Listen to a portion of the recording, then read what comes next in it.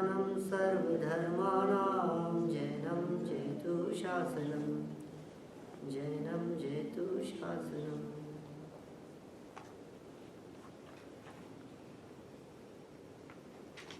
Jain society of North Texas द्वारा आयोजित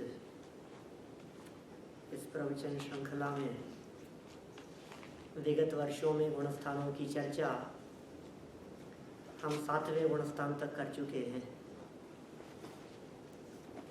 गुणस्थानों की ये चर्चा तीसरे वर्ष 8वें गुणस्थान से हमें प्रारंभ करनी है।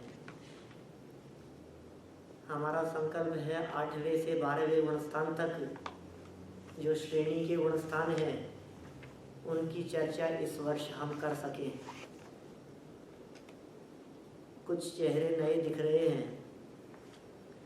गुणस्थान पढ़े हैं आपने पहले कभी? वैसा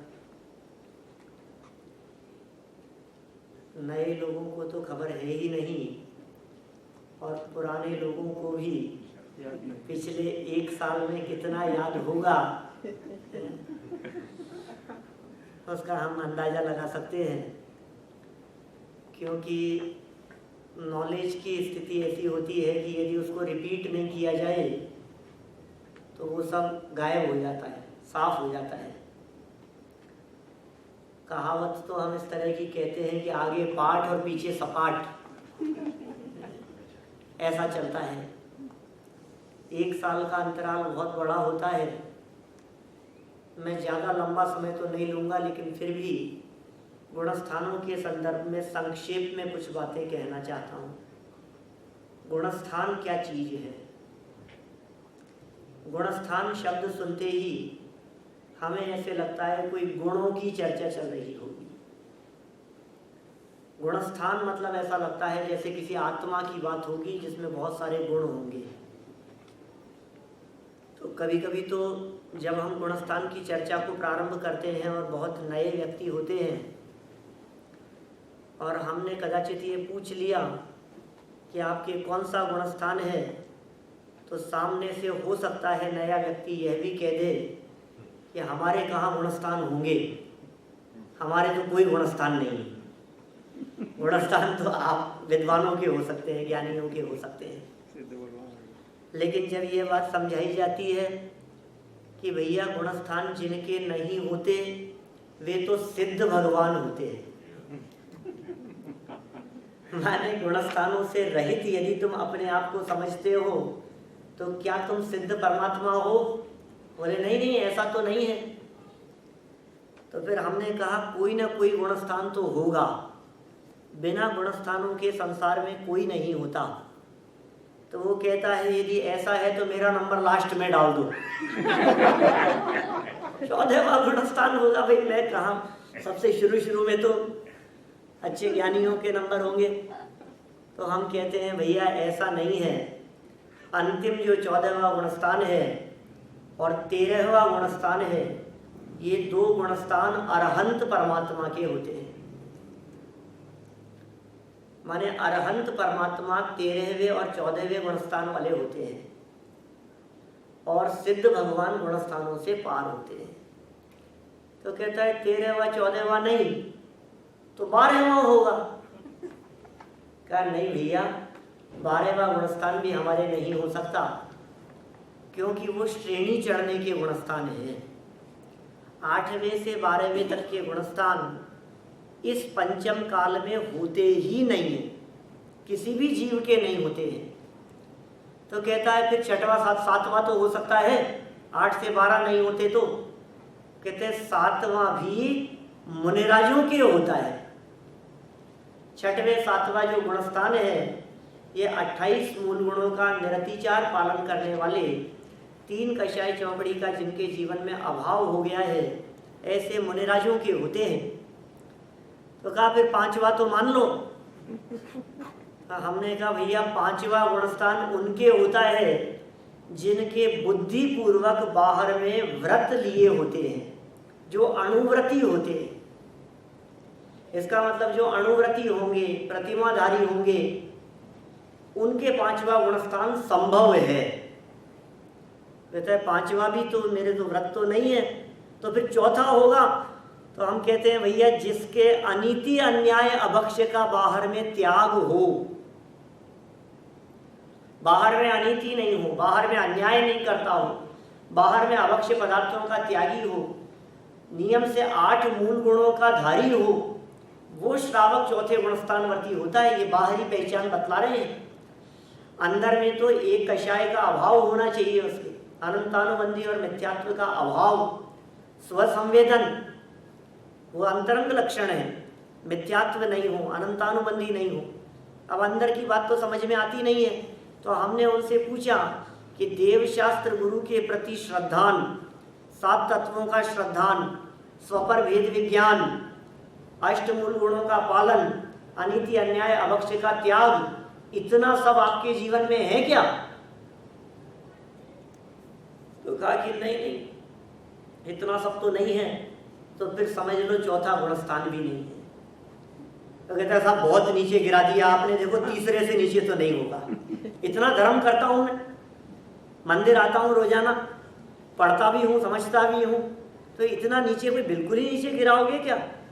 तो हमने कहा भैया सुनो, तीसरा तो छोड़ो, तीसरा और दूसरा दोनों गुणस्थान उस व्यक्ति के जीवन में होते हैं जो चौथे गुणस्थान से नीचे गिरा हो।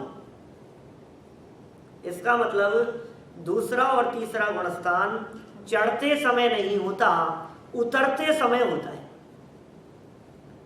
तो कोई बात नहीं साहब, हो सकता है कभी हुआ हो, उतरे हो हम, का होता अंतर्मूर्त के लिए, इसलिए दूसरे और तीसरे गुणस्थान में भी रहना संभव नहीं है। तो फिर पहला तो होगा ही, क्योंकि गुणस्थान नहीं होंगे तो सिद्ध हो जाएगा। इसलिए अनादि काल से इस जीव के जो गुणस्थान पाया जाता है, उस गुणस्थान का नाम मिथ्यात्व गुणस्थान है, उसे पहला गुणस्थान कहा जाता है। ये बादशाही गुणस्थान कहते हैं इसको। माने इस गुणस्थान में ये जीव सदा से है, बादशाह बन के बैठा हुआ है, सीट से उतरने का नाम नहीं लेता। तो ये गुणस्थान हैं। इन गुणस्थानों की नाप, इन गुणस्थानों की चर्चा अंदर के परिणामों से होती है। परिभाषा इस प्रकार की कही गई गुणस्थानों की, मोह और योग के निमित्त से जीव के श्रद्धा और चारित्र गुण की तारतम्य रूप अवस्था को गुणस्थान कहते हैं। मैं जो परिभाषा बोल रहा हूं एक बार रिपीट करेंगे आप लोग, टुकड़ों में बोलता हूं धीरे धीरे। मोह और योग के निमित्त से, मोह और योग के निमित्त से, मोह और योग के निमित्त से, मोह और योग के निमित्त से जीव के श्रद्धा और चारित्र गुण की, जीव के श्रद्धा और चारित्र गुण की तारतम्य रूप अवस्था को गुणस्थान कहते हैं। तारतम्य रूप अवस्था को गुणस्थान कहते हैं। भोजन तो सब लोग करके आए हैं, फिर भी आवाज नहीं निकल रही। कोई ये नहीं कह सकता कि नहीं करके आए, क्योंकि 50% लोगों को तो मैंने करते हुए देखा है। वापस बोलता हूँ, याद हो जानी चाहिए परिभाषा, बहुत मर्म है इस परिभाषा में। इस परिभाषा का मर्म समझे बिना आपको गुणस्थानों का मर्म समझ में नहीं आएगा। यद्यपि पिछले वर्षों में मैंने इसका अर्थ किया है, लेकिन आगे बढ़ने के पहले एक बार मैं उस स्वरूप को स्पष्ट करना चाहता हूँ। वापस बोलता हूँ, मोह और योग के निमित्त से, मोह और योग के निमित्त से जीव के श्रद्धा और चारित्र गुण की, जीव के श्रद्धा और चारित्र गुण की तारतम्य रूप अवस्था को गुणस्थान कहते हैं। तारतम्य रूप अवस्था को गुणस्थान कहते हैं। इसका मतलब निमित्त कौन होगा गुणस्थान में? या तो मोह होगा या योग होगा। बस जितने भी गुणस्थान होते हैं वो मोह और योग के कारण होते हैं। मोह में दर्शन मोह भी है, चारित्र मोह भी है। दर्शन मोह के सद्भाव और अभाव की अपेक्षा से 4 गुणस्थान बनते हैं। सद्भाव और अभाव, माने दर्शन मोह का अभाव हुआ या दर्शन मोह है मौजूद, पहले गुणस्थान से चौथे गुणस्थान तक। चारित्र मोह के सद्भाव और अभाव की अपेक्षा से 5वें से 12वें गुणस्थान तक होते हैं। और योग का सद्भाव और योग का अभाव, ये 13वां और 14वां गुणस्थान है। देखो इंपॉर्टेंट बात ये नहीं है कि किसके निमित्त से है, इंपॉर्टेंट बात ये है कि गुणस्थान किसकी अवस्था है। तो कहा श्रद्धा और चारित्र गुण की अवस्था का नाम गुणस्थान है। गुणस्थान किसे कहें हम? श्रद्धा गुण की पर्याय है गुणस्थान, या चारित्र गुण की पर्याय का नाम गुणस्थान है। इसका मतलब गुणस्थान का संबंध नॉलेज से नहीं है, गुणस्थान का संबंध हमारे ज्ञान से नहीं है, गुणस्थान का संबंध क्षयोपशम से नहीं है, गुणस्थान का संबंध बाह्य आचरण से नहीं है, गुणस्थान का संबंध विद्वत्ता से नहीं है, गुणस्थान का संबंध प्रतिपादन भाषा शैली से नहीं है। कौन कितना अच्छा स्पीकर है तो कितना बड़ा गुणस्थान होगा, ऐसा नहीं।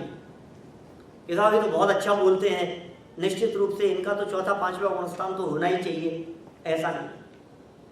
पॉइंट समझ में आ रहा है? क्योंकि श्रद्धा गुण की पर्याय गुणस्थान है भाई, चारित्र गुण की पर्याय गुणस्थान है। और श्रद्धा और चारित्र गुण की पर्याय जीव में होती है, शरीर में नहीं होती। इसका मतलब गुणस्थान इंटरनल चीज हो गई। हम गुणस्थान को फोटो खींचना चाहें तो गुणस्थान की फोटो नहीं खींच सकते। कौन व्यक्ति कौन से गुणस्थान वर्ती है हम देखकर पहचानना चाहें तो नहीं पहचान सकते, क्योंकि ये अंदर की बात है। फिर भी बाहर में पहचान के कुछ चिन्ह अवश्य होते हैं, जिनकी चर्चा मैंने अभी 5 मिनट पहले आपसे की कि अरहंतों के गुणस्थान 13वां 14वां होगा, मुनिराजों के गुणस्थान 6वें से 12वें तक होगा, प्रतिमाधारी श्रावक अणुव्रती श्रावक के 5वां गुणस्थान होगा, सम्यक दृष्टि का 4था गुणस्थान है, और पहले से 3 गुणस्थान मिथ्यात्वियों के, दूसरा तीसरा गिरते समय, और पहला गुणस्थान मिथ्या दृष्टि जीव का। दुनिया में जितने अनंत अनंत जीव दिखाई देते हैं, ये सब दुनिया में रहने वाले चारों गतियों में सब मिथ्या दृष्टि जीव हैं।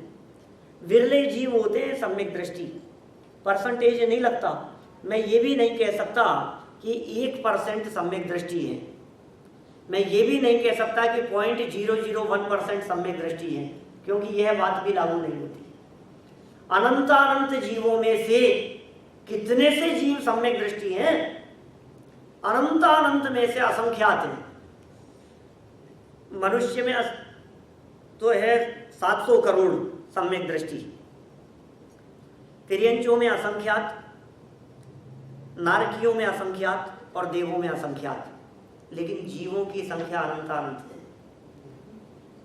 माने अनंत अनंत जीवों की तुलना में यदि हम बात करेंगे तो सम्यक दृष्टि अनंत जीवों में एक जीव, ऐसा निकल के आएगा। सम्यक दृष्टि की क्या बात कहूं मैं, सम्यक दृष्टि तो नियम से शरीर पंचेंद्रिय होते हैं। अनंत जीवों में एक जीव त्रस होता है, 2 इंद्रिय अवस्था की प्राप्ति। सुरेश भाई क्या कह रहा हूं? माने अनंत जीव एकेंद्रिय, ठीक है ना, उनमें एक जीव होगा जो त्रस होगा उनकी तुलना में। मैं कभी कभी जब इनकी तुलना करके बताता हूं तो कहता हूं एक तरफ एकेंद्रीय जीवों को रखो, दुनिया में जितने एकेंद्रीय जीव है उनको लेफ्ट हैंड साइड में रखो, और राइट हैंड साइड में रखो आप जितने त्रस हैं उनको। त्रस मतलब तो जानते हैं सब, इतना तो सब जानते हैं ना, 2 इंद्रिय से पंचेंद्रिय तक जीव त्रस हैं, इनको राइट हैंड साइड में रखा। अब अनंत एकेंद्रीय जीवों को इधर से उठाया हमने लेफ्ट से और सामने रखा। अनंत जो थे ना एकेंद्रीय अमित भाई, उनमें से हमने अनंत को उठाया, अनंत में से अनंत को उठाया और सामने रखा, और इधर से एक त्रस जीव को सामने रखा। फिर इधर से वापस अनंत जीवों को उठा के सामने रखा निकाल करके, और इधर से एक त्रस जीव को सामने रखा।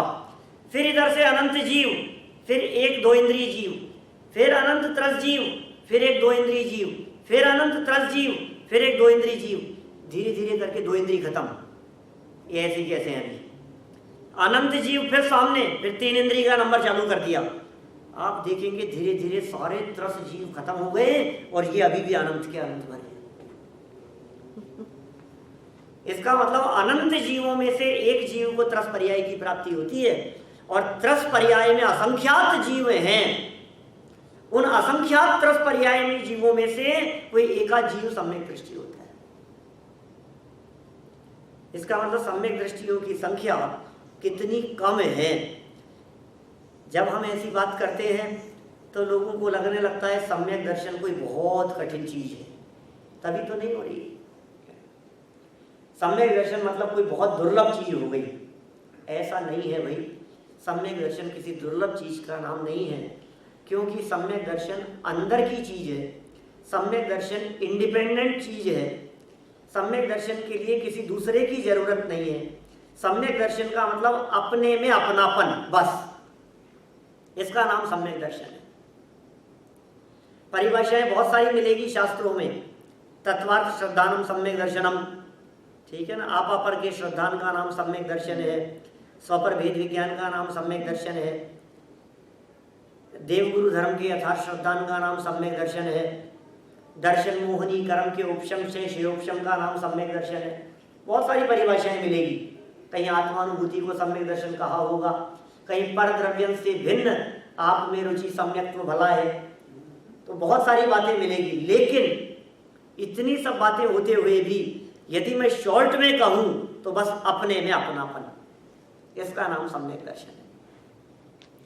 मैं कौन हूं, मेरा क्या स्वरूप है, अपने आप को जानना पहचानना, उसका नाम सम्यक दर्शन है। दुनिया का सबसे आसान काम है, नहीं हो रहा है इसलिए कठिन लगता है, बस कठिन नहीं है। कठिन और सरल की क्या पहचान है? कौन सा काम कठिन है और कौन सा काम सरल है? जिस काम का अभ्यास नहीं है वो काम कठिन लगता है, जिसका अभ्यास है वो सरल लगता है।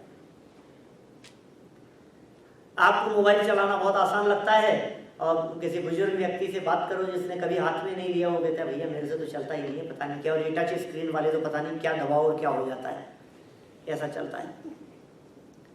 आपको कंप्यूटर लैपटॉप चलाना, इंटरनेट चलाना बहुत आसान लगता है और लोगों को बहुत कठिन लगता है। आपको खाना बनाना बहुत आसान लगता है, हमसे पूछो तो हम कहें। तो कौन सी चीज आसान है और कौन सी कठिन है, इसका निर्णय कैसे हो? अभ्यास के आधार पर। मैं आपसे पूछता हूँ, ये पेन है मेरे पास में और मैंने यदि गलती से यहाँ लगा दिया इसको, मान लीजिए इस जगह लगा हुआ है और मैं यदि सब जगह ढूंढ रहा हूँ इसको, पेन नहीं मिल रहा, आपसे पूछता हूँ, बोलो सब कितनी देर में मिलेगा? अखिल भाई कितनी देर में मिलेगा? अंकल जी कितनी देर में, बोलो, है कोई जवाब आपके पास में? क्या कह सकते हैं, बोलो। अच्छा मैं पूछता हूँ, 2-4 ऑप्शन देता हूँ आपको। 5 मिनट में मिलेगा, 15 मिनट में मिलेगा, 1 घंटे में मिलेगा कि 2 घंटे में मिलेगा? डिपेंड करता है, शायद भाई साहब हो सकता है 2 घंटे में भी नहीं मिले। क्या पूरी जिंदगी तो नहीं कह सकते, क्योंकि ये तो ऐसी चीज है ना, अपना फेस देखेगा मिरर में, नहाएगा, तैयार होगा तो उसको मिल जाएगा। लेकिन माने इसका कोई टाइम नहीं कह सकते अपन। अब ये आसान है या कठिन है, मैं पूछता हूँ। यदि उसका ध्यान चला गया तो कहता है बहुत आसान है, अरे यही तो था, कहाँ कहाँ ढूंढ रहा था मैं। और यदि उसका ध्यान नहीं गया तो वो किचन में देखता है, बेडरूम में देखता है, ड्राइंग रूम में देखता है, पता नहीं कहाँ चला गया, कौन ले गया, यही तो रखा था, यही तो था। अब वो परेशान हो रहा है। अब बस ऐसी स्थिति है। हम आपसे बोलते हैं सम्यक दर्शन की प्राप्ति आसान है या कठिन है, अब क्या करें? जिनको हो गया है वो कहते हैं इससे आसान कोई काम नहीं है, और जिन्हें नहीं हुआ है वो कहते हैं यार ये तो बहुत मुश्किल है। एक बार अपने आप को देखना है, उसका नाम सम्यक दर्शन है। जब सम्यक दर्शन की प्राप्ति होती है तो आगे का रास्ता अपने आप दिखने लगता है। सम्यक दर्शन की प्राप्ति हो जाने के पश्चात फिर कोई व्यक्ति ये कहे कि हमें कोई मोक्ष का मार्ग बता देवे, तो ऐसा नहीं है। अब मोक्ष का मार्ग किसी से पूछने की जरूरत नहीं है, क्योंकि मोक्ष का मार्ग बाहर का रास्ता है ही नहीं ना। मोक्ष का रास्ता तो अंदर से जाता है, और अंदर की खबर हो गई, अंदर में श्रद्धान हो गया, तो अब मुक्ति तक का रास्ता क्लियर हो गया उसको। सम्यक दर्शन की प्राप्ति का मतलब मार्ग मिल गया। मार्ग कठिन नहीं है। बहुत सालों पहले दादा प्रवचन करते थे, फिर तो बहुत सालों से उन्होंने नहीं लिया विषय, मार्ग और मार्ग का मार्ग, तो ऐसा सुना होगा आपने शायद। मार्ग कठिन नहीं है मोक्ष का, मार्ग का मार्ग कठिन है, और सच में मार्ग कठिन होता भी नहीं। इंडिया में आप किसी सिटी में यदि किसी गलियों में, बाजारों में कहीं उलझे हों, और आपको यदि समझ लीजिए जयपुर से अहमदाबाद जाना है या दिल्ली जाना है, तो मार्ग कठिन नहीं है। मार्ग जो है ना, वो जो गलियां इधर उधर जो उलझे हुए हो, वो बहुत कठिन है। एक बार हाईवे पकड़ लिया तो फिर तो सीधा है, फिर क्या करना है। दिक्कत तो हाईवे पकड़ने तक की है। इधर घूम गए, किधर जाएं, हर चौराहे पर पूछता है, हर क्रॉसिंग पे मालूम करता है, इधर जाऊं कि इधर जाऊं, कहाँ से मिलेगा रास्ता। और एक बार पहुंच गए हाईवे पर, अब कुछ नहीं, अब तो दौड़ाओ, अब स्पीड से दौड़ो। तो ये सम्यक दर्शन के पहले की जितनी भी प्रक्रिया है, ये सब मार्ग नहीं है। अभी आप कहोगे साहब हम लोग रोजाना स्वाध्याय करते हैं, अभ्यास करते हैं, पढ़ते हैं, ये मार्ग है या नहीं मोक्ष का? कि मार्ग नहीं है, ये तो मार्ग का मार्ग है, मार्ग तलाशने का प्रयास है। जब चौथे गुणस्थान की प्राप्ति हो गई, सम्यक दर्शन हो गया, बोले अब मार्ग मिल गया, तो अब बोले अब तो कोई चिंता नहीं है, अब तो चाहे धीरे चले चाहे तेज चले, अब दिशा सही है और रास्ता मालूम है, तो मंजिल निश्चित मिल जाएगी। तो चौथे गुणस्थान में एकदम बाहर में भले ही कुछ भी न बदले, लेकिन अंदर से सब कुछ बदल जाता है। अभूतपूर्व क्रांति होती है अंदर में, उसका नाम है सम्यक दर्शन। और फिर बाहर में जीवन धीरे धीरे बदलने लगता है। बाहरी जीवन थोड़ा बहुत बदला, उसका नाम हो गया पांचवा गुणस्थान। थोड़ा बाहर में व्रत दिखने लगे, बाहर में संयम दिखने लगा, बाहर में अनुव्रत अंगीकार कर लिए, प्रतिमाधारी हो गया, तो पांचवा गुणस्थान हो गया। और इसके साथ में अंदर में दो कषाय चौकड़ी का अभाव, वो कंपलसरी। अकेला बाहर में व्रत लेवे और अंदर में दो कषाय चौकड़ी का अभाव नहीं होवे, तो उसका नाम पांचवा गुणस्थान नहीं है। अंदर में दो कषाय चौकड़ी का अभाव और बाहर में व्रतों का अंगीकार, अणुव्रत का, ये पांचवा गुणस्थान।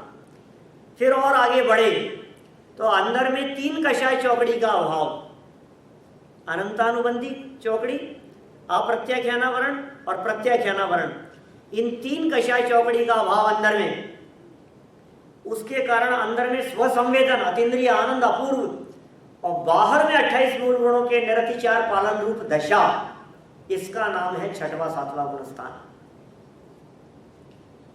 ये मुनि दशा हो गई छठवें सातवें गुणस्थान में। हम बात कर रहे हैं उससे आगे की। हो सकता है आप लोगों में से कोई व्यक्ति यह बात भी कहे कि जो बात मुनि भूमिका के ऊपर की है, वो बात हमें क्यों बता दें? क्या मतलब, हमें तो हमारे लेवल की बात बताओ। उस लेवल की बात करके हम क्या करेंगे? कि भैया किसी भी लेवल की बात हो, लेकिन जानना जरूरी है। 14 गुणस्थानों को जानेगा नहीं तो गुणस्थानों पे भरोसा, श्रद्धा कैसे होगी?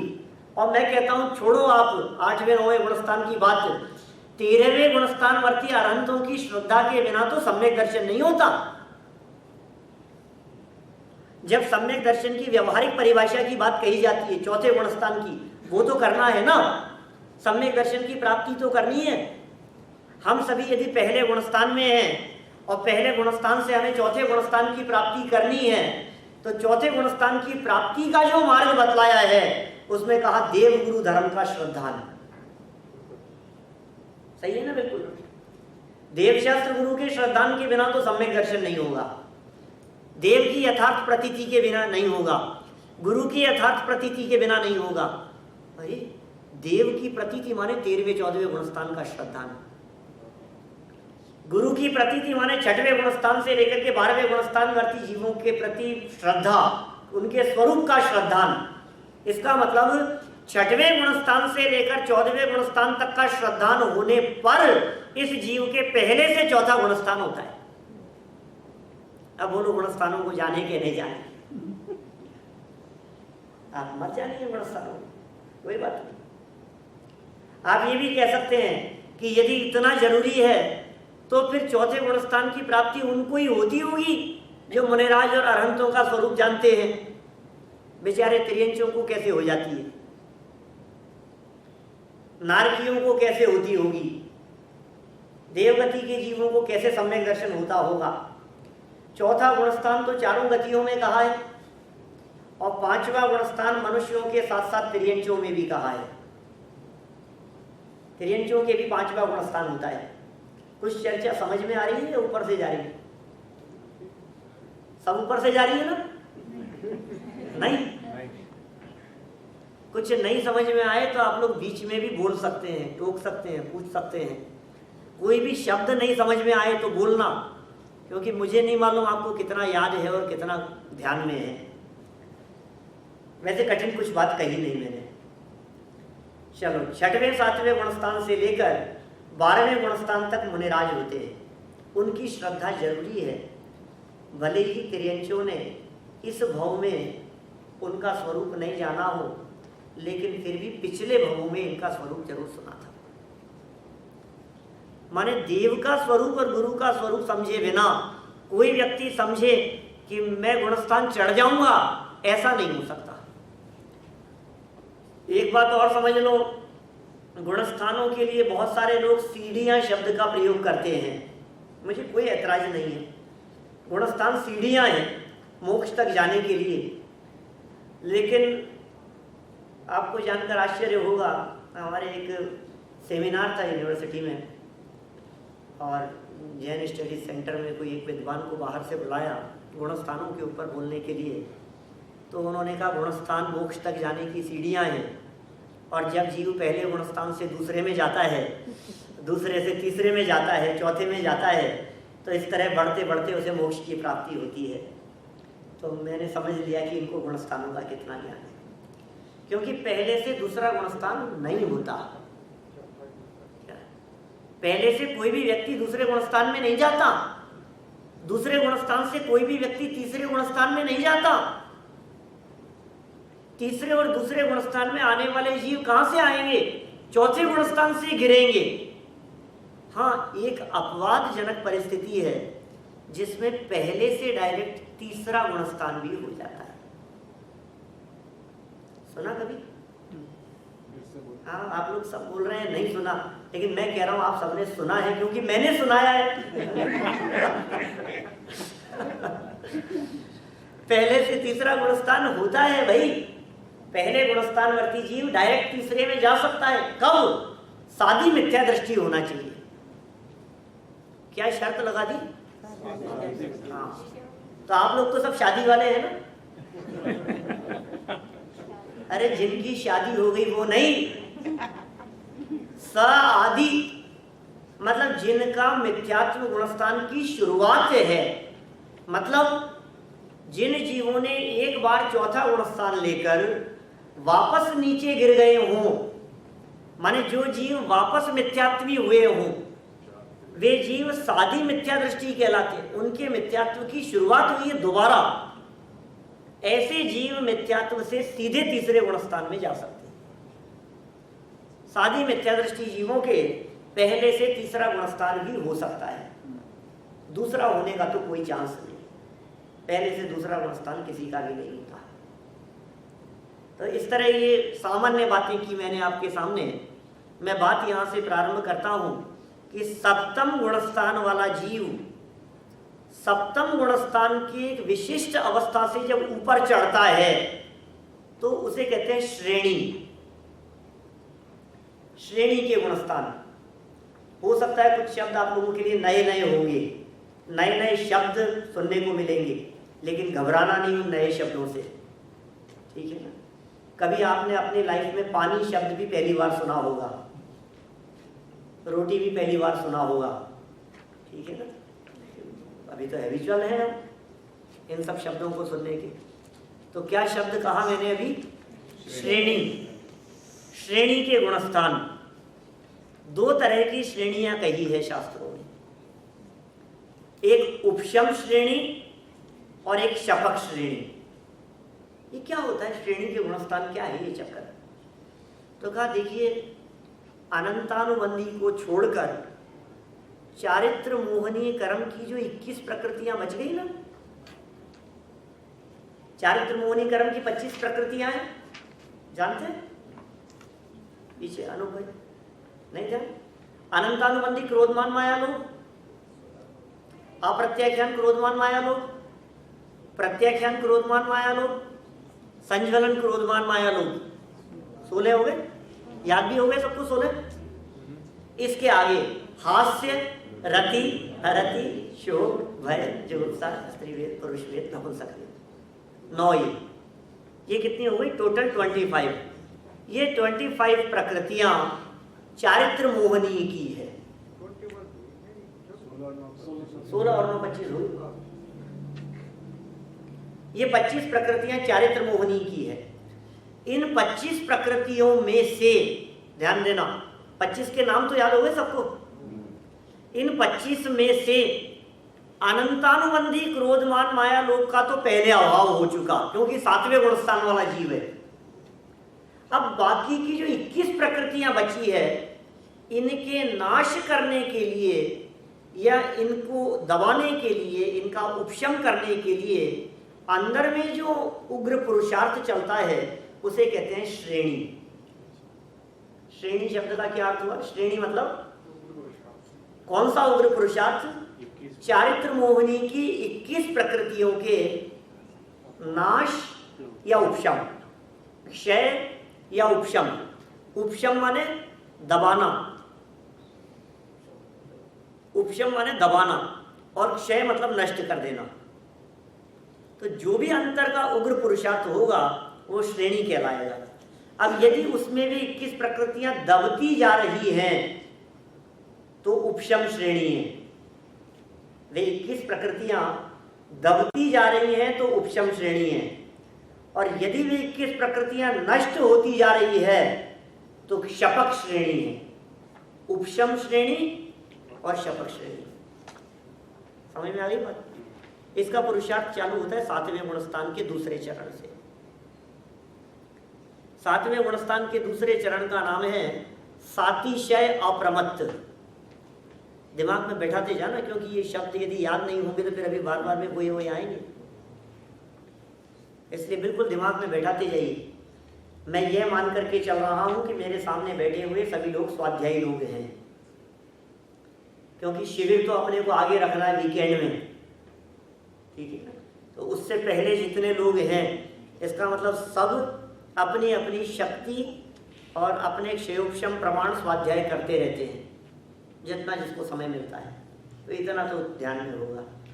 तो 7वें तक जब पहुंचते हैं तो चौथे, 5वें और 6वें में 4 4 4 ऐसे करके 12 नहीं होती, नष्ट नहीं हुई है ना, वो दबी है। माने जैसे आपका प्रश्न ये है कि 6वें 7वें गुणस्थान में वो तो 3 कषाय चौकड़ी चले गई ना। 6वें 7वें गुणस्थान में तो 3 कषाय चौकड़ी नहीं होती ना, अनंतानुबंधी, अप्रत्याख्यान, प्रत्याख्यान। तो फिर अब 21 कैसे बची? 12 यदि चले जाएगी तो फिर तो 21 नहीं बचेगी, फिर तो 13 बचनी चाहिए। प्रश्न तो सही है, लेकिन बात ऐसी है कि वहां सिर्फ अनंतानुबंधी ही गई है। गई है का मतलब उसकी भी विसंयोजना हुई है। उसमें भी 2 तरह के जीव हो सकते हैं, एक तो जिसने अनंतानुबंधी और मिथ्यात्व को नष्ट किया हुआ हो, वो जीव क्षायिक सम्यक दृष्टि जीव, और एक जिसने नष्ट नहीं किया हो। खैर जो भी हो, लेकिन अभी जो प्रकृतियां 21 बची है, उनके लिए जो पुरुषार्थ चालू हुआ, उस पुरुषार्थ को कहेंगे श्रेणी। श्रेणी कितनी हो गई? जवाब देते रहो भाई, आप सब आप लोग जवाब देते रहेंगे तो जगते रहेंगे। उपशम और शपक, उपशम श्रेणी और शपक श्रेणी। अब सुनना, उपशम श्रेणी और शपक श्रेणी, ये जो 2 श्रेणियां कही है, इनके गुणस्थान कौन कौन से? तो कहा 8वां, 9वां, 10वां और 11वां, ये उपशम श्रेणी के गुणस्थान है। कौन कौन से? 8वां, 9वां, 10वां, 11वां। और शपक श्रेणी के 8वां, 9वां, 10वां और 12वां। क्या कहा? उपशम श्रेणी के गुणस्थान 8 से 11 है, और शपक श्रेणी के गुणस्थान 8वां, 9वां, 10वां और 12वां। क्लियर हुई इतनी बात? उपशम और शायक 2 चीजें बताई है। तो ये मुदीरा जो उनको पुरुषार्थ करते हैं, क्या ये काम बुद्धिपूर्वकता के उपशम हो रहा है कि क्षय हो ये रहा सब है? आएगी ना, बात करता हूँ, प्रश्न मुझे तो उठाने दो। बुद्धिपूर्वक नहीं होता है। यदि ये बुद्धिपूर्वक होने लगे तो फिर 11वें गुणस्थान की जरूरत ही नहीं होगी। हाँ, यदि बुद्धिपूर्वक होने लगे तो उपशम श्रेणी कौन चढ़ेगा? उपशम श्रेणी का मतलब जो व्यक्ति ऊपर जाके नियम से गिरेगा उसका नाम है उपशम श्रेणी। जो 11वें गुणस्थान में जाकर के नियम से गिरेगा उसे उपशम श्रेणी कहेंगे, और जो जीव नियम से केवल ज्ञान की प्राप्ति करके भगवान बनेगा वो शपथ श्रेणी वाला जीव है। तो ऐसा प्रश्न खड़ा होता है कि भैया ये कैसे संभव है? ये बात तो हमारे को कुछ जच नहीं रही। रुचि से होना चाहिए, ये तो बिना बुद्धि के कि हाँ हाँ अंदर में जिसका जैसा पुरुषार्थ होता है उसके अनुसार काम होता है। एक प्रश्न यहाँ उठाया बीच में कि साहब इसका मतलब जो शपथ श्रेणी वाला जीव है उसके 8, 9, 10 और 11वां नहीं होता, सीधा 12वां है, तो क्या वो 11वें को क्रॉस करके 12वें में गया है? क्या लगता है? 8वां, 9वां, 10वां और अब जो 12वें में आया तो 11वें गुणस्थान को क्रॉस करके गया क्या 12वें में? 11वें को लांग करके 12वें में गया है? 11 से नीचे गिरा हुआ। नाम है 11-12, तो वो तो उसके बाद में 12वें में गया तो 11वां आया कि नहीं उसके रास्ते में बीच में? उसको उंगाला या नहीं 11वें को? 11 था ही नहीं उसके लिए। 11वां था ही नहीं, इसलिए आप नंबर नहीं डालें। नंबर डालने पे कंफ्यूजन होता है। शपथ श्रेणी वाले गुणस्थानों में कौन कौन से गुणस्थान होंगे कि ये जीव पहले अपूर्व करण में, फिर अनिवृत्ति करण में आया, फिर सूक्ष्म सांपराय हुआ और फिर क्षीण मोह हुआ, तो फिर कोई दिक्कत नहीं। उपशम श्रेणी वाला अपूर्व करण, अनिवृत्ति करण, सूक्ष्म सांपराय और फिर उपशांत मोह, ये होगा। बस नाम बताओ तो दिक्कत नहीं होती। और हमने कहा 8वां, 9वां, 10वां और 12वां, तो कहे यार ये 10 के बाद में 12 क्यों आ गए? इसका मतलब 11 मिस कर दिया गया बीच में। देखो ये ऐसी पोजीशन है, मैं आपको बताऊं, जैसे कोई रोड जा रही है सीधी, यहाँ एक कॉलोनी है, एक, फिर दूसरी उसके आगे है, फिर तीसरी उसके आगे है और चौथी उसके आगे है। तो क्या होता है, यहाँ से पहली से दूसरी में जाता है, फिर तीसरी कॉलोनी में जाता है, और फिर ये जो इस कॉलोनी में जाना है ना चौथी में, और एक 5वीं और है ऊपर, तो बीच में इस कॉलोनी में नहीं जाए तो एक ऊपर से ब्रिज बना हुआ है हाईवे, तो ये डायरेक्ट यहाँ से ऊपर चला जाए तो यहाँ पहुँच जाता है। तो रास्ते में आप पड़ा क्या, वो रास्ते में नहीं आया, उसने रास्ता ही पहले ही बदल लिया। नहीं समझ में आई बात? उसके लिए वो रास्ता था ही नहीं। ये तो समझ लीजिए आप 10वें गुणस्थान के बाद में 2 रास्ते कट रहे हैं, एक रास्ता 11वें तक जा रहा है और एक रास्ता 12वें तक जा रहा है। एक रास्ता उपशांत की तरफ है और एक रास्ता क्षीण मोह की तरफ है।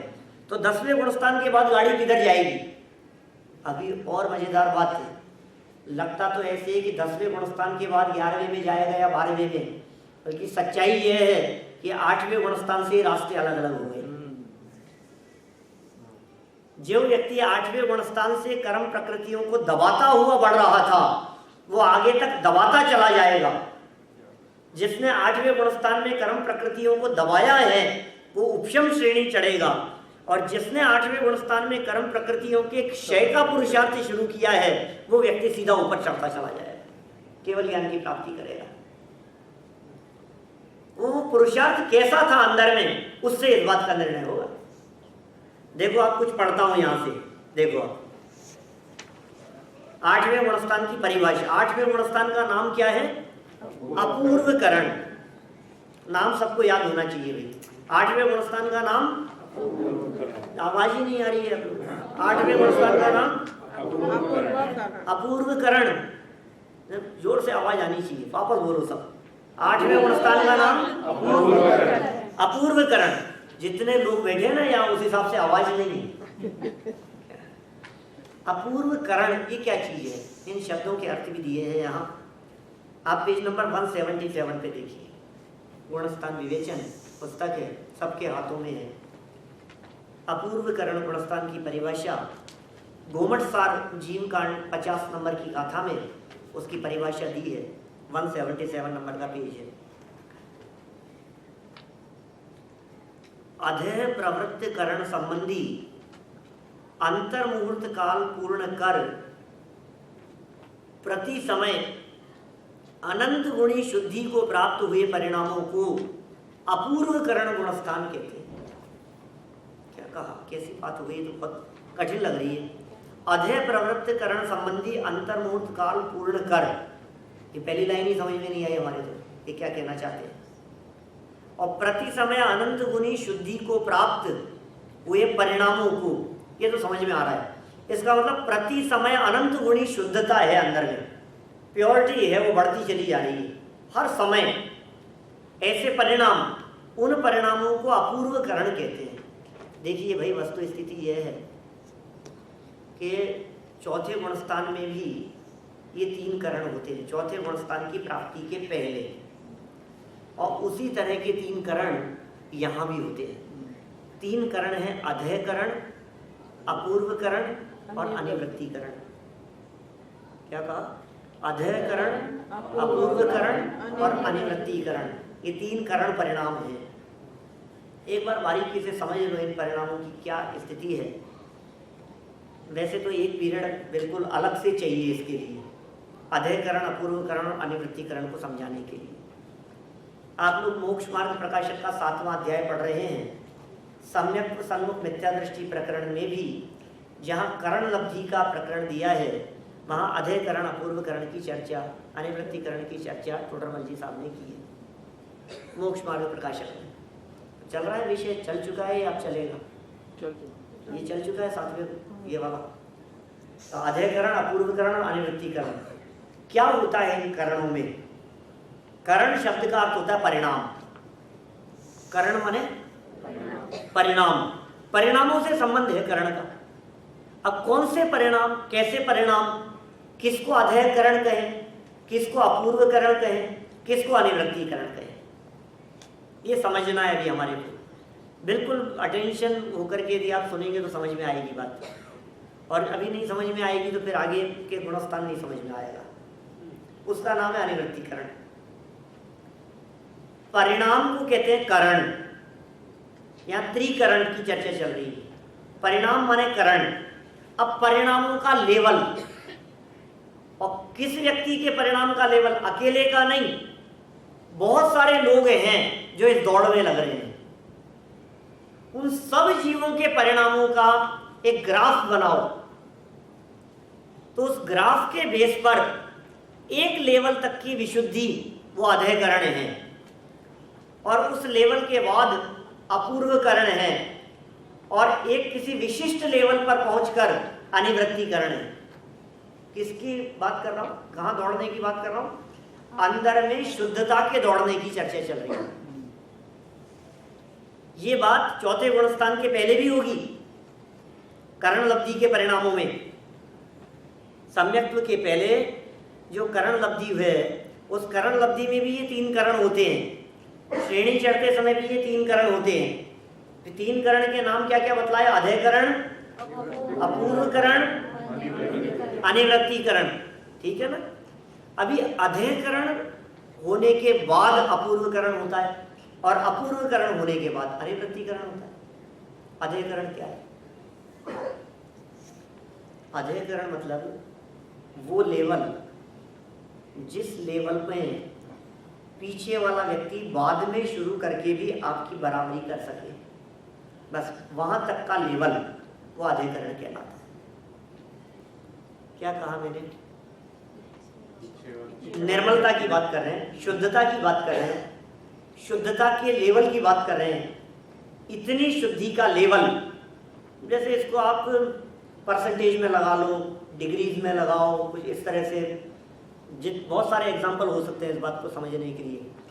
एक व्यक्ति समझ लीजिए आप किसी एक विशिष्ट स्पीड से चल रहा है, और वो किसी लेवल तक पहुंचा, यहाँ तक पहुंच गया हो, चलते चलते चलते चलते।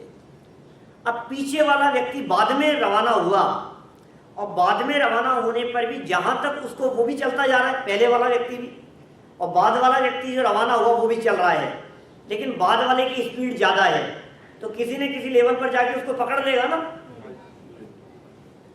जो व्यक्ति पीछे रवाना हुआ है वो व्यक्ति पहले वाले व्यक्ति को पकड़ सकता है या नहीं पकड़ सकता?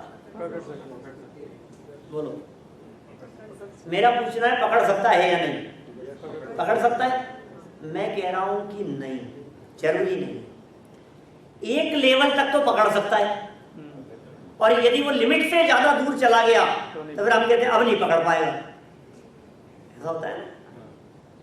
जैसे मान लो हमारे को अतुल भाई के घर से यहां तक आना था, आधा घंटा लगा आने में, और समझ लीजिए मंदिर तो आपके नंबर लॉक से खुलता है, लेकिन यदि चाबी से खुलने वाला हो और वो वहां से घर से निकल गए और पीछे से किसी व्यक्ति ने देखा और चाबी तो डाइनिंग टेबल पे भूल गए, तो क्या करें? आवाज लगाओ उसको, उनको चले गए कि अभी पकड़ता हूं, कि नहीं थोड़ी, अभी तो थोड़ी दूरी निकले हैं, जब पीछे से एक व्यक्ति को हमने चाबी लेकर के भेजा। अब यदि वो इतनी दूरी तक पहुंचे हैं कि पीछे वाला व्यक्ति पकड़ सके रास्ते में, तब तो कहलाएगा अधैकरण। और यदि वो इतने ज्यादा आगे निकल गए कि ये कितनी भी तेज स्पीड से आए पकड़ नहीं पाए, और फिर तो ये स्थिति होगी कि लास्ट तक ही पहुंच गए, फिर तो बीच में देने का कोई मतलब ही नहीं निकला, है ना? तब वो कहलाएगा अपूर्वकरण। माने दो अलग अलग व्यक्ति हैं। ये जो चर्चा चलती है अधैकरण, अपूर्वकरण, अनिवृत्तिकरण की चर्चा, ये चर्चा किसी एक व्यक्ति के परिणाम की अपेक्षा नहीं है। बात थोड़ी बारीक है भाई, किसी एक व्यक्ति के परिणाम की अपेक्षा से बात नहीं है। दुनिया में अनंत जीव हैं, सब जीवों के अधैकरण के परिणाम, सब जीवों की अपेक्षा से, सब जीवों की अपेक्षा से अपूर्वकरण और सब जीवों की अपेक्षा से अनिवृत्तिकरण। वर्तमान वालों की अपेक्षा से भी, भूत वालों की अपेक्षा से भी, और भविष्य वालों की अपेक्षा से भी मैं ऐसा कह सकता हूं, अधैकरण के परिणाम जिस लेवल तक होते हैं उस लेवल तक, मान लीजिए कोई व्यक्ति एक विशिष्ट अंतर्मुहूर्त तक अधैकरण में है, परिणाम बढ़ते जा रहे हैं ऊपर ऊपर तक, तो कौन से समय तक अधैकरण में होगा? जब तक उसके अंदर निर्मलता का एकदम बूम नहीं चढ़े, अंदर निर्मलता का एकदम तेजी आ गई, बहुत फास्ट हो गया, स्पीड पकड़ ली उसने, तो अपूर्वकरण में चला गया।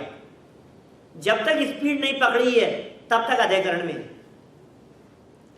अब वो जो विशिष्ट अंतर्मुहूर्त का काल है उसमें किसी भी जीव में ऊपर नीचे के जीवों के परिणामों में समानता हो सकती है। एक व्यक्ति 5 समय तक अधैकरण में रहा, एक व्यक्ति 2 समय अधैकरण में रहा, और दोनों की निर्मलता बराबर। एक व्यक्ति 25 समय तक जिस लेवल को उसने प्राप्त किया था 25 समय में, दूसरे व्यक्ति ने 8 समय में, 5 समय में ही उस लेवल को प्राप्त कर लिया। बस ये स्थिति कहलाएगी अधैकरण की। किसकी लेवल की चर्चा चल रही है, किसको मिला रहे हैं, कौन दौड़ रहा है, वो समझ में आ रही है। अंदर से निर्मलता के दौड़ने की चर्चा चल रही है, पवित्रता के दौड़ने की चर्चा चल रही है। अंदर में जो प्योरिटी बढ़ती जा रही है आत्मा की, वो निर्मलता कितनी बढ़ गई है, परिणामों में कितनी विशुद्धि आ गई है, उसके आधार पर फर्क पड़े। और लेवल इतना बढ़ गया एकदम, या पीछे वाला नहीं पकड़ सकता, वो हो गया अपूर्वकरण। माने अधैकरण के परिणामों को क्रॉस करने के बाद अपूर्वकरण शुरू होता है। ऐसा देखो और समझाऊं इसको, अभी थोड़ा कम समझ में आया होगा। सेशन शुरू हो गया, न्यू एडमिशन के लिए कोई स्टूडेंट आया, हमने कहा सेशन शुरू हो गया भैया, काफ़ी पढ़ाई हो चुकी है, 1 वीक डिले हो गए, 2 वीक हो गए, बहुत पढ़ा दिया हमने। तो उसने कहा नहीं मैं कवर कर लूँगा। ठीक है कोई बात नहीं, तुम कवर कर लोगे और हमें भी लगता है कि ये कवर कर लेगा, तो हमने उसको एडमिशन दे दिया, वो क्लास में ज्वाइन हो गया। तो वो कहलाएगा अधैकरण का लेवल। जिस लेवल तक की पढ़ाई को बाद में आने वाला व्यक्ति, बाद में आने वाला स्टूडेंट पढ़ सके, कवर कर सके, बस उस लेवल तक का नाम है अधैकरण। और वो लेवल इतना बढ़ गया कि वो स्टूडेंट आया, उसने कहा कि नहीं नहीं मैं कवर कर लूँगा, तो हम कहते हैं नहीं भैया तो नहीं कर पाएगा, ये असंभव है, क्योंकि कितना पढ़ा दिया है, कितना समझा दिया हम जानते हैं। तो क्लास में आकर के बैठेगा रोजाना, हमारा दिमाग खाएगा, ये समझ में नहीं आ रहा, ये समझ में नहीं आ रहा। तो मुझे ऐसा लग रहा है कि ये लेवल जो अभी अपूर्वकरण का है ना, ये ऐसा ही लेवल है अपूर्वकरण का, जिसमें नई एंट्री वालों को बिल्कुल अवकाश नहीं है। लेकिन फिर भी हम कोशिश करेंगे, क्योंकि हम पीछे से साथ में लेकर के चल रहे हैं। अपूर्वकरण का लेवल जहां पीछे वाला कवर नहीं कर सके, उस स्थिति में पहुंच गया हो, बराबरी नहीं हो सकती। अब इसमें परिणाम अपूर्व अपूर्व होते हैं। 8वें गुणस्थान में परिणाम इतनी तेजी से बढ़ते हैं, इतनी तेजी से बढ़ते हैं, इतनी तेजी से बढ़ते हैं, हर समय अनंत गुनी विशुद्धता लिए हुए होते हैं परिणाम। इनके परिणामों को पीछे वाला पकड़ नहीं सकता, इसलिए शास्त्रों में इसके लिए कहा अनुकृष्टि नहीं होती। क्या क्या कहते हैं? देखो, अनुकृष्टि रचना नहीं होती यहां इसमें। ये जो वाक्य पढ़ा था ना, ये अपन ने इसकी परिभाषा, उसमें लिखा है इसमें अनुकृष्टि रचना नहीं होती। किसमें नहीं होती? अपूर्वकरण में। तो सब अधेकरण तो आया ही नहीं, आप सीधे अपूर्वकरण में आ गए। अधेकरण के बिना ही अपूर्वकरण। तो कहा नहीं नहीं, देखो लाइन पढ़ो, अधे प्रवृत्त करण संबंधी अंतर्मूर्त काल पूर्ण होने पर, माने ये पहला अंतर्मूर्त पूरा हो गया अधेकरण वाला, ऐसा समझ में नहीं है कब पूरा हो गया? 7वें गुणस्थान में। 7वें गुणस्थान में जब ये जीव होता है तो 6वां 7वां गुणस्थान अंतर्मूर्त में झूलता रहता है। ठीक है, वो झूले की तरह है, घड़ी के पेंडुलम की तरह है, इधर उधर झूलता रहता है। ऊपर गया 7वां, फिर झूला, नीचे आएगा 6वां, फिर 7वां, 6वां, 7वां, 6वां, 7वां, 6वां, 7वां। इस तरह से जैसे झूला झूलता है ना, इस तरह से गुणस्थान 6वां 7वां झूलता रहता है। लेकिन एक लेवल ऐसा आता है कि वो 7वें वाला नीचे नहीं गिरेगा, अब वो एकदम झटके से ऊपर जाएगा, वहीं से 7वें से ही। तो 7वें गुणस्थान की वो पोजीशन, जिस पोजीशन में ये जीव ऊपर चढ़ने वाला है, उस पोजीशन को कहते हैं सातिशय अप्रमत्त गुणस्थान। 7वें गुणस्थान का नाम है अप्रमत्त, वो कहलाता है सातिशय अप्रमत्त। अब ये जीव श्रेणी चढ़ने वाला है, उस सातिशय अप्रमत्त का नाम है अधे प्रवृत्तकरण। समझ में आया? 7वें गुणस्थान का वो लेवल जहां से नीचे नहीं गिर रहा, 7वें व्यवस्थान के उस लेवल से वो ऊपर ही जाएगा। तो है तो अभी 7वें में ना, तो कहा ये कहलाएगा अधेकरण यहां, और अब चढ़ रहा है अपूर्वकरण की तरफ, वो हो गया 8वां गुणस्थान। और फिर आएगा अनिवृत्तीकरण, वो हो जाएगा 9वां गुणस्थान। अभी अपूर्वकरण के बाद में अनिवृत्तीकरण क्या है ये भी समझ लो आप, इसके आगे वाला गुणस्थान। तो ये जो सातिशय प्रमत्त गुणस्थान, तो तभी वो द्वितीय उपशम होगा। देखो, यदि वो उपशम श्रेणी चढ़ेगा तो उसको द्वितीय उपशम कहेंगे। मतलब वो जो सातिशय प्रमत्त, सातिशय अप्रमत्त जो दशा है, उसको हम उपशम श्रेणी में शामिल कर सकते हैं और शपथ श्रेणी में भी शामिल कर सकते हैं। वो सातिशय दशा है ना, क्योंकि वहां से श्रेणी वहां से शुरू हो गई। कोई व्यक्ति यदि ये पूछे कि श्रेणी चढ़ने का प्रारंभ कहाँ से होता है, तो हम कहेंगे 7वें गुणस्थान का दूसरा चरण सातिशय अप्रमत्त से श्रेणी चढ़ना प्रारंभ होता है। ठीक है, अधे प्रवृत्तिकरण की दशा है वो, 7वें गुणस्थान की दूसरी दशा। अभी वहां से उसको द्वितीयोपशम कहें या नहीं कहें कि नहीं, यदि वो शपथ श्रेणी चढ़ रहा है तो द्वितीयोपशम नहीं कहलाएगा। यदि वो जीव उपशम श्रेणी चढ़ रहा है तो द्वितीयोपशम कहलाएगा। फिर नया शब्द आ गया द्वितीयोपशम। द्वितीयोपशम क्या चीज है? देखिए, उपशम शब्द का अर्थ होता है दबना। उपशम माने दबना, कर्म प्रकृतियों के दबने को उपशम कहते हैं। कौन सी कर्म प्रकृतियां? कि दर्शन मोह, चारित्र मोह, इनके दबने को कहेंगे उपशम, इन कर्म प्रकृतियों के। अब इसमें क्या है स्थिति कि मिथ्यात्व और अनंतानुबंधी यदि उनके दबने की बात थी तो वो तो है प्रथम उपशम, और बाकी की 21 प्रकृतियों के दबने की प्रक्रिया शुरू हुई, उसका नाम है द्वितीय उपशम। द्वितीय उपशम क्या कहलाएगा? जब ये बाकी की प्रकृतियां दबने की प्रोसेस में चलेगी तो द्वितीय उपशम कहलाएगा, अदरवाइज प्रथम उपशम ही कहलाता है। जैसे समझ लीजिए एक जीव ने चौथे गुणस्थान की प्राप्ति की, उपशम सम्यक्त्व लिया, उपशम सम्यक दृष्टि हुआ, चौथे गुणस्थान में आ गया। अब उसका चौथे गुणस्थान से गिर गया, वो पहले गुणस्थान में आ गया। फिर काफी लंबे टाइम बाद में उसने दोबारा उपशम सम्यक दर्शन लिया, चौथा गुणस्थान हुआ, तो वो द्वितीय उपशम है या नहीं? क्या कह रहा हूँ, वापस ध्यान देना, नहीं समझने की कोशिश करना, बहुत सरल है पंकज जी, कठिन नहीं। माने देखो क्या है, एक जीव ने उपशम सम्यक्त्व, उपशम सम्यक्त्व माने मिथ्यात्व और अनंतानुबंधी की 4, इन 5 प्रकृतियों को दबा दिया उसने। दबा दिया मतलब बेहोश कर दिया, बेहोश कर दिया मतलब अभी वो एक्टिव नहीं है, वो प्रकृतियां, वो कर्म प्रकृतियां कुछ भी बिगाड़ नहीं सकती है, उन कर्म प्रकृतियों का उदय नहीं है। उपशम श्रेणी के संदर्भ में मैं एग्जाम्पल देता हूं उस अभिमन्यु का, जिसने चक्रव्यूह को तोड़ने की कला गर्भ में सीखी थी। अर्जुन जब द्रौपदी को सुना रहा था चक्रव्यूह तोड़ने की चर्चा, पूरी घटना किस तरह से तोड़े चक्रव्यूह को, तो अभिमन्यु ने गर्भ में सुनी थी, और उसने सुनी थी तो उसको चक्रव्यूह तोड़ना तो आता था लेकिन बाहर निकलना नहीं आता था, क्योंकि आधी चर्चा सुनते सुनते द्रौपदी सो गई थी। तो ऐसा कहानी, ऐसा कहते हैं पुराणकार कि वो आधी बात वो सुन पाया। तो जब युद्ध चल रहा था कौरवों पांडवों का, तो अर्जुन जब कहीं बाहर गए थे किसी काम से, तो कौरवों ने चक्रव्यूह की रचना रची, मतलब इस तरह का एक परकोटा बनाया, किला बनाया, फिर उसके अंदर काफी ऐसे सिपाही ऐसे घेरे में इस तरह से, और तोड़ते हुए कोई अंदर नहीं आ पाएगा।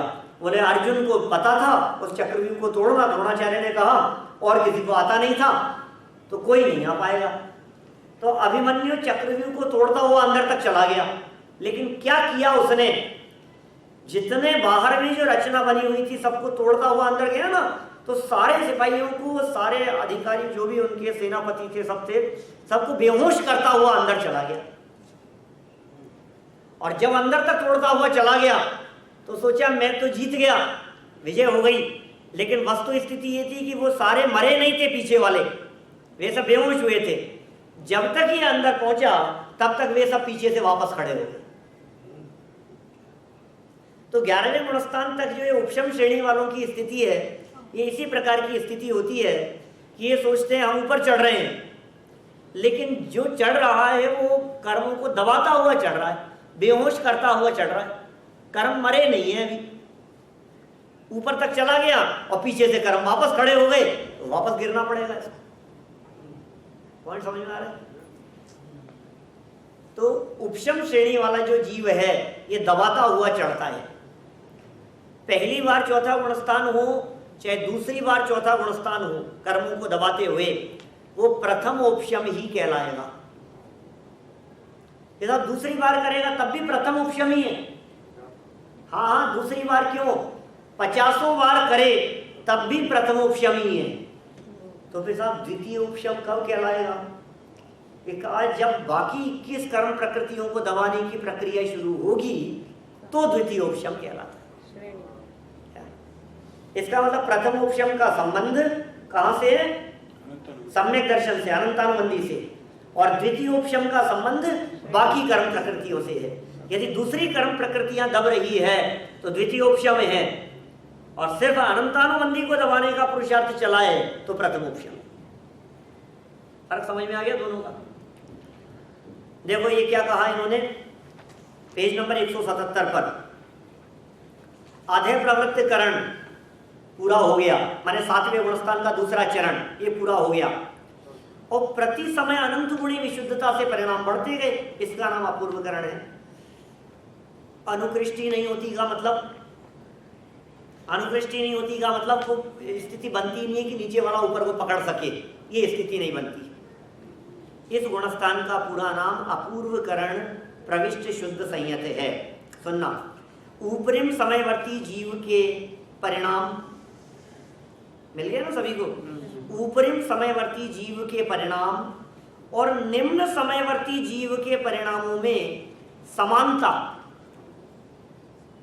भाषा समझ में आ रही है?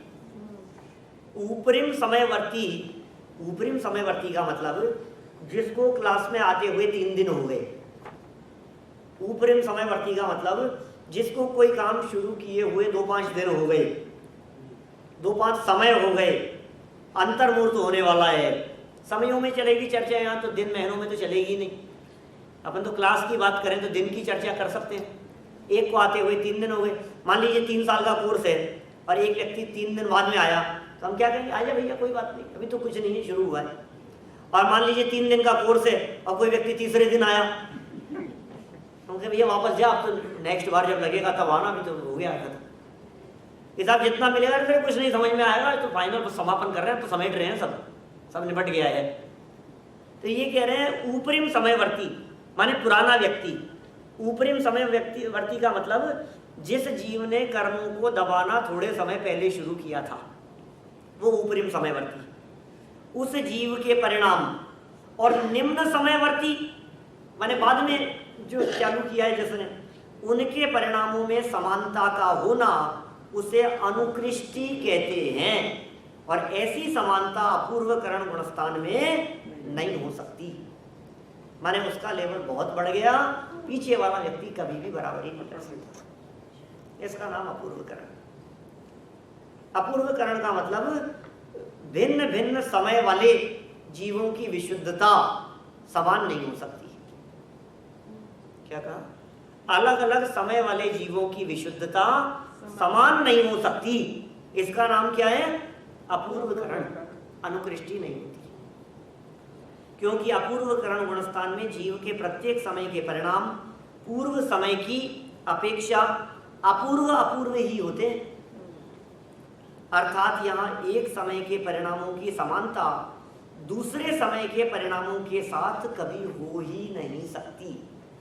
समझ में आ गई? ऐसा भी कहता हूं मैं कभी कभी इसको समझाने के लिए, अध्ययकरण अपूर्वकरण को समझाने के लिए एक एग्जांपल और देता हूं।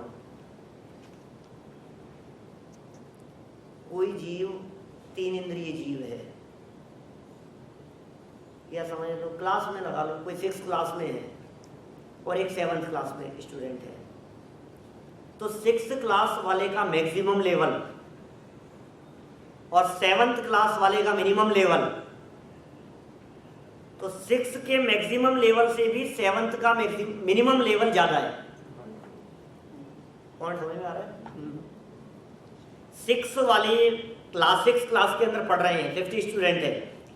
अब 50 स्टूडेंट्स के अंदर से कोई टॉप स्टूडेंट है, ठीक है ना, उसकी बुद्धि का लेवल बहुत है, उसको नॉलेज बहुत है, अपनी क्लास की होगी ना, लेकिन और 7th क्लास में पढ़ने वाला स्टूडेंट कोई मिनिमम लेवल वाला है, तो भी 7th वाले का लेवल 6 वाले से ज्यादा है, ठीक है ना। ऐसी स्थिति है अध्ययकरण वाले की तुलना में अपूर्वकरण वाले का लेवल नियम से ज्यादा है। यहां तो हो सकता है लौकिक में कोई व्यक्ति ये बात कह दे कि साहब ये तो पढ़ता तो 6 में है, 7th में है, लेकिन 10th क्लास के भी मैथमेटिक्स के क्वेश्चन सॉल्व करता है, इतना इंटेलिजेंट है, तो ये तो उसके बराबरी कर लेता है। तो इसको फिर आप लगा लीजिए इंद्रियों पर। 3 इंद्रिय जीव का मैक्सिमम क्षयोपशम और 4 इंद्रिय जीव का मिनिमम क्षयोपशम क्या है? तो 3 इंद्रिय जीव का जो मैक्सिमम क्षयोपशम लेवल होगा, 4 इंद्रिय जीव का मिनिमम क्षयोपशम भी उससे ज्यादा होगा। पॉइंट समझ में आया क्या?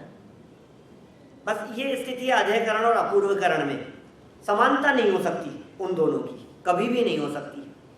2 भेद हो गए अपूर्वकरण, एक तो उपशमक अपूर्वकरण और एक शपक अपूर्वकरण लिखा है इसमें आगे। अपूर्वकरण प्रविष्ट, इसका इन्होंने शब्दार्थ किया नीचे, अ माने नहीं, पूर्व मतलब पहले और करण मतलब परिणाम। अपूर्वकरण का मतलब अपूर्व करण, पहले कभी नहीं हुए हो ऐसे परिणाम। वो अपूर्वकरण है, बराबरी नहीं कर सकी, बस इसका नाम अपूर्वकरण है। और चारित्र मोह की 21 प्रकृतियों के उपशम और क्षय में निमित्त होने वाले ये जो पूर्व में अप्राप्त विशिष्ट वृद्धिंगत शुद्धोपयोग रूप परिणामों से युक्त जीव अपूर्वकरण प्रविष्ट संयत कहलाता है। सम्यक्त्व अपेक्षा से बात यहाँ कही गई। इस अपूर्वकरण गुणस्थान में कौन सा सम्यक्त्व होता है? अपूर्वकरण गुणस्थान में कौन सा सम्यक दर्शन है? भाई सम्यक दर्शन तो ऐसा है, चौथे गुणस्थान में होता है और सिद्धों तक कायम रहता है। चौथे गुणस्थान में सम्यक दर्शन की शुरुआत होती है और वो सम्यक दर्शन मेंटेन रहता है ऊपर के सब गुणस्थानों में, और गुणस्थानातीत सिद्ध गुणस्थानातीत होते हैं, वहां तक भी कायम रहता है। ठीक है ना? तो प्रश्न ये है, 8वें गुणस्थान में कौन सा सम्यक दर्शन है? तीनों हो सकते हैं। सम्यक दर्शन है। औपशमिक, क्षयिक। अखिल भाई कह रहे हैं कि तीनों हो सकते हैं, औपशमिक, क्षयिक, चाहे उपशमिक, तीनों प्रकार के सम्यक हो सकते हैं। कैसे होंगे भैया? औपशमिक नहीं होगा। औपशमिक नहीं होगा। औपशमिक नहीं होगा। औपशमिक तो हो सकता है, क्षय उपशमिक नहीं। द्वितीय उपशम करेंगे। द्वितीय उपशम है ना, तो द्वितीय उपशम होने की वजह से उपशम तो है और क्षयिक सम्यक्त्व भी हो सकता है, लेकिन क्षयोपशम सम्यक्त्व नहीं हो सकता। इसका मतलब ऐसा कह सकते हैं, जो मिक्स पोजीशन है ना, उसमें श्रेणी चढ़ने की परमिशन नहीं। उदय भी नहीं हो सकता कुछ। हाँ, क्षयोपशम में क्या होता है, कर्म का उदय रहता है। कर्म का उदय बिल्कुल नहीं हो तो वो जीव को काम में लिया जा सकता है, वो ऊपर चढ़ सकता है वो जीव। क्या स्थिति है? देखो, उपशम, क्षय और क्षयोपशम, ये सब बातें पीछे हो चुकी है वैसे पिछले वर्षों में। उपशम माने दबना, क्षय मतलब नष्ट होना, और क्षयोपशम मतलब कुछ दबा और कुछ नष्ट हुआ, ऐसी दशा। पानी के एग्जाम्पल से बात करते हैं, बहुत सरल उदाहरण है। पानी के अंदर हमने थोड़ा गंदा पानी था और उसमें कतक फल डाला। कतक फल शब्द का प्रयोग किया जगह जगह शास्त्रों में, इसलिए मैंने कतक फल कहा। बोलचाल की भाषा में हम लोग फिटकरी कहते हैं, कतक फल। उस गंदे पानी में यदि फिटकरी डाल दी जाए तो जितनी भी गंदगी है वो पूरी गंदगी नीचे बैठ जाती है जमीन पर। अब वो पानी यूज में लेने लायक है या नहीं, आप यूज ले सकते हैं उसको। पूरी गंदगी नीचे बैठ गई। पानी यदि गिलास यदि है, वो कांच का गिलास है, तो कांच का गिलास ट्रांसपेरेंट होने की वजह से आपको पानी की निर्मलता बिल्कुल स्पष्ट दिखाई देगी। क्लियरिटी है बिल्कुल वाटर में, क्योंकि पूरा मैल नीचे बैठ गया। इसका नाम है उपशम, निकला नहीं है उसमें से। और यदि गंदगी छान दी गई, छना हुआ पानी है, वो भी निर्मल दिख रहा है। 2 गिलास है, एक गिलास में गंदगी नीचे बैठी हुई है, निर्मल दिख रहा है। दूसरा गिलास है जिसमें गंदगी बिल्कुल नहीं है। तो कहा दोनों ही गिलास अभी निर्मलता की दृष्टि से एक समान है। एक में अशुद्धता नीचे है और एक में निकल गई है, लेकिन ऊपर से निर्मल पानी दोनों में प्रयोग में लिया जा सकता है। ठीक है? तो कहा ऐसा व्यक्ति तो श्रेणी चढ़ सकता है क्योंकि बिल्कुल भी अशुद्धि नहीं है। लेकिन जिसमें उपशम था, यदि उसको हिला दिया थोड़ा सा तो गंदगी वापस, वो क्षयोपशम की दशा है। बोले मलिन है वो, तो काम में नहीं लिया जा सकता। आपको यदि पानी किसी उपयोग में लेना है तो गंदा है तो काम में नहीं ले सकते, और गंदगी बैठी है तो काम में ले सकते हो। श्रेणी चढ़ने की पोजीशन ऐसी है। उपशम होगा तो श्रेणी चढ़ सकता है, क्षयिक होगा तो श्रेणी चढ़ सकता है, क्षयोपशम में श्रेणी नहीं चढ़ सकता। इसका मतलब श्रेणी चढ़ते समय 2 ही प्रकार के सम्यक्त्व हो सकते हैं, या तो द्वितीयोपशम सम्यक्त्व या फिर क्षयिक सम्यक्त्व। अब प्रश्न मेरा ये कि कौन सा व्यक्ति कौन सी श्रेणी चढ़ सकता है? एक व्यक्ति उपशम सम्यक दृष्टि, क्षयोपशम सम्यक दृष्टि था 6वें 7वें गुणस्थान में, वो श्रेणी चढ़ेगा तो कौन सी चढ़ सकता है? तो कहा वो चढ़ेगा तो उपशम श्रेणी चढ़ सकता है, पावर ही उसमें कम है। जो जिस व्यक्ति ने अभी तक ही कर्मों को दबाया है, वो व्यक्ति अब नष्ट कैसे करेगा? पहले पहले के ही बैठे हुए हैं अंदर और तो कहे कि मैं अब नष्ट करता हुआ चला जाऊंगा ऊपर, ऐसा नहीं होता। वो व्यक्ति उपशम श्रेणी ही चढ़ने के योग्य है। और कोई व्यक्ति क्षायिक सम्यक दृष्टि जीव है 6वें 7वें गुण स्थान में, वो कौन सी श्रेणी चढ़ सकता है?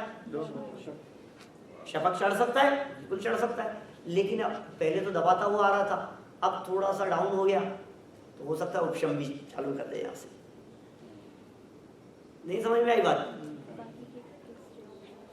माने जिस व्यक्ति में पावर कम है वो व्यक्ति तो उपशम श्रेणी ही चढ़ेगा, और जिस व्यक्ति में पावर ज्यादा है वो व्यक्ति शपक श्रेणी भी चढ़ सकता है और उपशम श्रेणी भी चढ़ सकता है।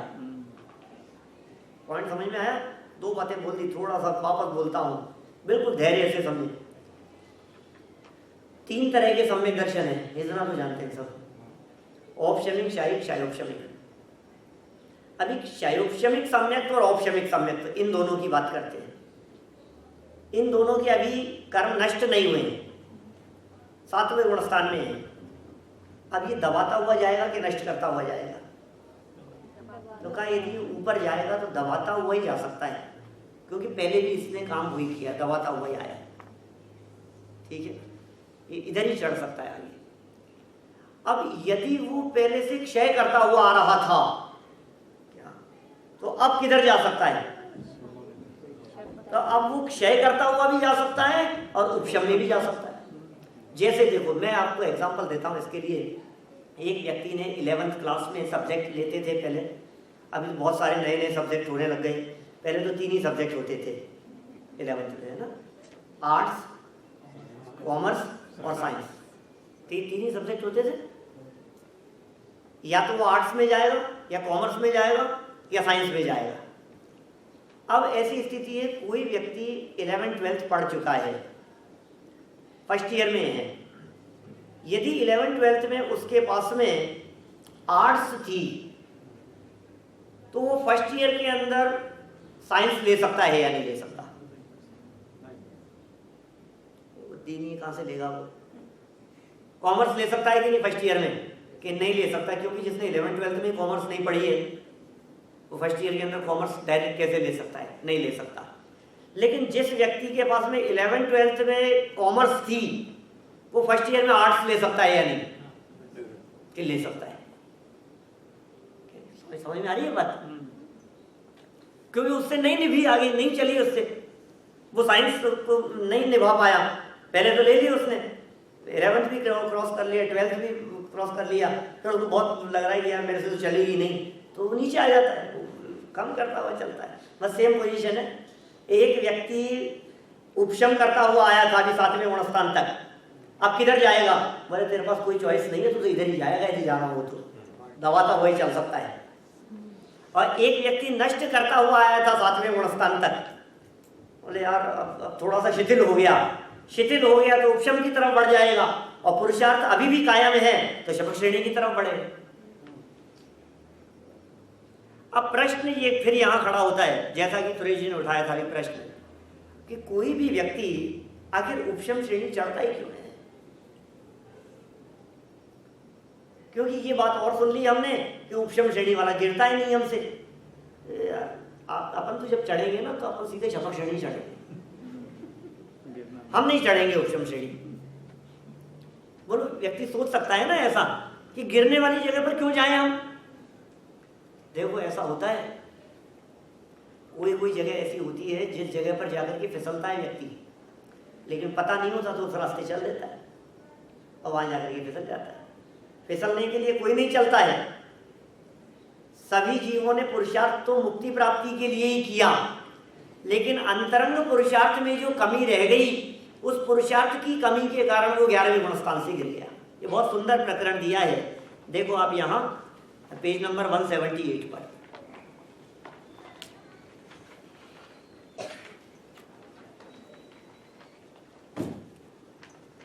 प्रश्न उठाया है, द्वितीयोपशम सम्यक दृष्टि मुनिराज शपक श्रेणी नहीं चढ़ते, इसका क्या कारण है? बहुत सुंदर तर्क दिया है बीच में, इसमें चर्चा बहुत सुंदर आई है। क्या कहा? प्रश्न क्या है? द्वितीयोपशम सम्यक दृष्टि मुनिराज सातवें गुणस्थान से जो उपशम की तरफ बढ़ने वाला है, बोले वो शपथ श्रेणी क्यों नहीं चढ़ता? शपथ चढ़ जाना चाहिए। तो कहा नहीं चढ़ता। क्यों नहीं चढ़ता? इसलिए नहीं चढ़ता क्योंकि जिसने अभी दर्शन मोहिनी का ही नाश नहीं किया, वो चारित्र मोहिनी के नाश का पुरुषार्थ क्या करेगा? समझ में आई बात? जैसे समझ लो आप, ये जो आते हैं ना लेवल, इसमें बहुत सारे गेम इस तरह के, मोबाइल में गेम चलते हैं इस तरह के, समझ लो आप किसी भी गेम का नाम समझ लो, कैंडी क्रश के लेवल हैं, सब लगे रहते हैं इसमें, या समझ लो आप और भी जो होते हों, सब आप लोग पारंगत हैं उसमें, है ना। मैं ये कह रहा हूँ जिस व्यक्ति से फर्स्ट लेवल ही क्रॉस नहीं हुआ हो और वो व्यक्ति ये कहे किसी थर्ड लेवल खेलते हुए व्यक्ति को कि मैं क्रॉस कर लूँगा, तो कहा तो पहले फर्स्ट तो करके देख ले। तो वो लेवल ही तेरे से नहीं हो सकता तो ये लेवल कैसे क्रॉस करेगा? तो जिस व्यक्ति में इतना ही पुरुषार्थ नहीं था कि जिसने दर्शन मोहिनी को ही नष्ट नहीं किया, वो चारित्र मोहिनी को नष्ट करने का पुरुषार्थ कहाँ से करेगा? वो वैसे ही पुरुषार्थहीन है, तो कमजोर व्यक्ति है। और ऐसे भी होता था पहले तो स्कूल कॉलेजों में, अभी सारे सब्जेक्ट सब अलग अलग तरह के, पता नहीं कितने तरह के सब्जेक्ट होते हैं, लेकिन पहले होता था परसेंटेज लेवल के आधार पर आपको सब्जेक्ट मिलता था।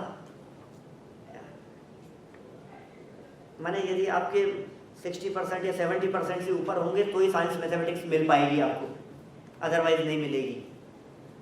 आपके यदि समझ लो आप 40% से पास हुए हो तो आपको आर्ट्स ही मिलेगी, कॉमर्स और साइंस नहीं मिल सकती आपको सब्जेक्ट। तो ऐसे कह रहे हैं जिस व्यक्ति ने दर्शन मोहिनी को नष्ट किया ही नहीं अभी तक, उस व्यक्ति के पास कोई चांस नहीं है।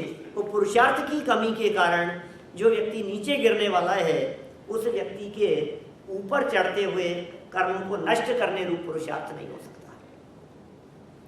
और वो व्यक्ति पता है उस कर्म को उदय में आ जाने पर अर्ध पुद्गल परावर्तन तक भी भटक सकता है। इतना लंबा काल है। 11वां गुणस्थान आप सोच नहीं सकते कितना उत्कृष्ट गुणस्थान है।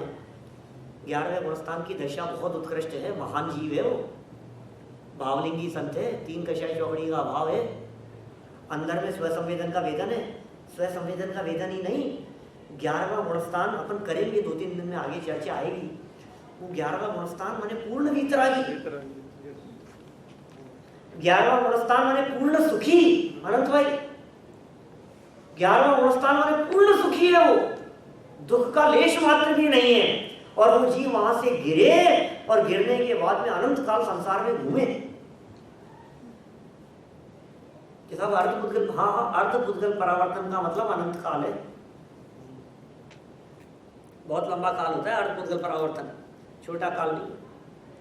हाँ लेकिन पंच परावर्तनों की तुलना में देखें यदि अपन अर्धपुद्गल परावर्तन को, तो हम कहेंगे अनंत संसार का अंत। अब देखो देखने का नजरिया है, कौन सा काल कितना है, किसके बारे में क्या कह सकते हो आप। कभी कभी हम ऐसा प्रयोग करते हैं, अरे साहब बहुत पुरानी बात है, मतलब मैं आपको बतला सकता हूँ कोई 25 साल पुरानी बात होगी। क्या कह रहे हैं? बहुत पुरानी बात है, 25 साल पुरानी बात है। और कभी कहता है कि नहीं ये तो अभी की बात है, अभी आचार्य कुंद के टाइम की बात है साहब, 2000 साल पहले की। ये भी ज्यादा पुरानी बात थोड़ी ना, ये जो बंटवारा है ये ज्यादा पुराना थोड़ी ना, अभी ये भी हुआ है 2000 साल पहले। इसके पहले तो जैन परंपरा एक ही थी ना, दिगंबर श्वेतांबर का बंटवारा तो बहुत बाद में हुआ ना। अच्छा भगवान महावीर स्वामी दिगंबर थे कि श्वेतांबर थे? अरे भाई साहब भेद ही नहीं था, ऐसे टुकड़े ही नहीं थे। आप क्या बात करते हो? ये भेद कब है? अरे तो ऋषभ देव के जमाने से नहीं है, महावीर से भी नहीं है, ये तो अभी भद्रबाहु स्वामी के बाद में इस तरह के विभाजन हुए हैं। देखो आप 2000 साल पुरानी बात को कहता है अभी, और 25 साल पुरानी बात को कहता है बहुत पुरानी बात है। ऐसे प्रयोग होते अनेक तरह के। तो ये यहाँ मेरा अर्धपुद्गल परावर्तन बहुत काल है, ये किसकी तुलना में? अपनी लाइफ की तुलना में। और कभी कहते हैं कुछ नहीं है, अर्धपुद्गल परावर्तन तो समुद्र में बूंद बराबर रह गया।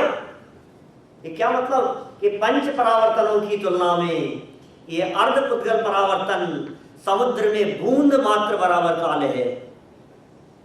इसलिए जब कभी हम ये कहते हैं कि सम्यक दृष्टि ज्ञानी जीव उसका भी अभी अर्ध पुद्गल परावर्तन काल हो सकता है, तो लोग कहते हैं साहब फिर तो बेकार है सम्यक दर्शन, अनंत काल है, क्या लेना देना है। तो फिर हम उसे दूसरे तरह से समझाते हैं, भैया अनंत काल नहीं है, उसका अंत आ गया है संसार का, इतना लंबा काल है। देखो आप नीचे गहरी पंक्तियां दी है 3।